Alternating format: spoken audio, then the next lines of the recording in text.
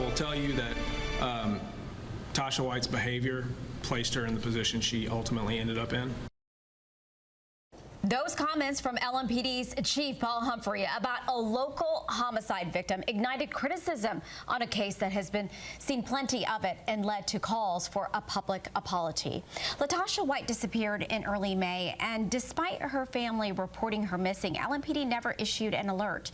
She was found dead in a wooded area off of Buchel neighborhood a week later. The White's family says Chief Humphrey's comments have been salt in an open wound, so today he apologized and gave more context to those comments. Wave News reporter Alina Noakes tells us they proved to be significant.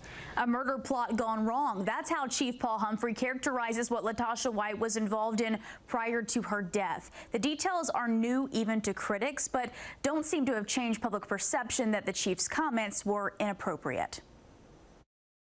What he said was very disrespectful and very emotional for us. You're throwing salt into open wounds that we haven't even healed from yet. That's Tasha White's family reacting to a comment made in a news conference Wednesday when LMPD Chief Paul Humphrey said White's behavior put her in a position to be killed. Less than 24 hours later, nobody purposely puts themselves in a situation to have their life taken. Some city council members were in front of City Hall calling for accountability and a public apology. For them to continue to do this, continue to drop the ball, and then have the audacity to sit here and blame, shame, and try to humiliate a victim that was murdered is absolutely ridiculous and unacceptable. That apology is something critics got. I apologize, particularly to Miss White's family, for the lack of sensitivity and the lack of clarity in my words and how that contributed to their pain.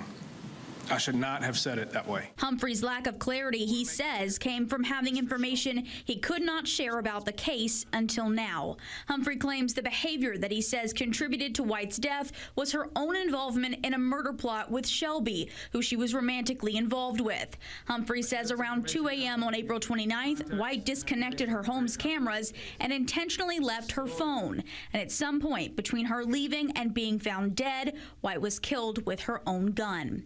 Humphrey admits his vagueness was damaging to public trust, something he says they've been trying to build. I'm going to misspeak. I think I spoke for 25 or 30 minutes yesterday, and I made one bad sentence. Unfortunately, that was an impactful sentence. Councilwoman Tammy Hawkins told us she feels the new information is a distraction to Chief Humphrey's prior statement, "You're innocent until proven guilty," and Miss White, unfortunately enough, is now deceased and not alive to tell her story, says Hawkins. Alina Noakes, Wave News.